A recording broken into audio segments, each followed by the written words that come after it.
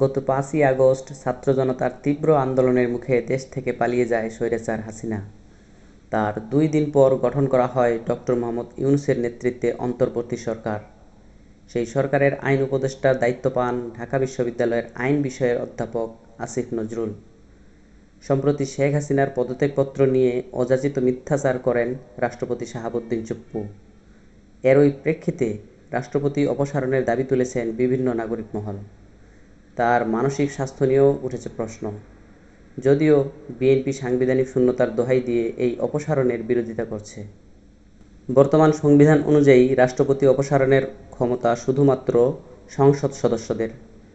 রাষ্ট্রপতি অভিশংসন প্রস্তাব সংসদে উত্থাপনের পর ২/৩ সদস্যের ভোটে রাষ্ট্রপতি অপসারণ করা যায়। ৫ আগস্ট হাসিনা পলায়নের পর অবৈধ অনির্বাচিত সংসদ ভেঙে দেওয়া হয়, তাই এই পদ্ধতিতে রাষ্ট্রপতি অপসারণ সম্ভব নয়। তবে রাষ্ট্রপতি যদি মানসিকভাবে অসুস্থ হন অথবা কোনো কারণে তার দায়িত্ব পালনে অপারগ হন, তবে তিনি স্পিকারের নিকট তার পদত্যাগপত্র জমা দিয়ে অব্যাহতি নিতে পারেন।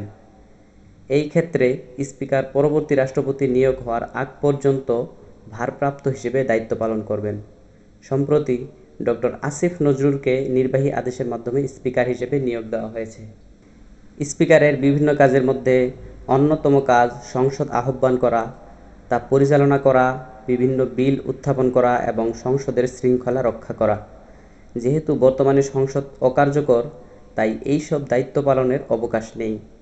তাই মনে করা হচ্ছে রাষ্ট্রপতি অপসারণের জন্যই ডক্টর আসিফ নজরুলকে স্পিকার বানানো হয়েছে, যেন রাষ্ট্রপতি স্পিকারের কাছে তার পদত্যাগপত্র জমা দিতে পারেন এবং স্পিকার রাষ্ট্রপতির অবর্তমানে তার কার্যক্রম চালিয়ে নিতে পারেন এবং যাতে করে সাংবিধানিক কোনো শূন্যতার তৈরি না হয়।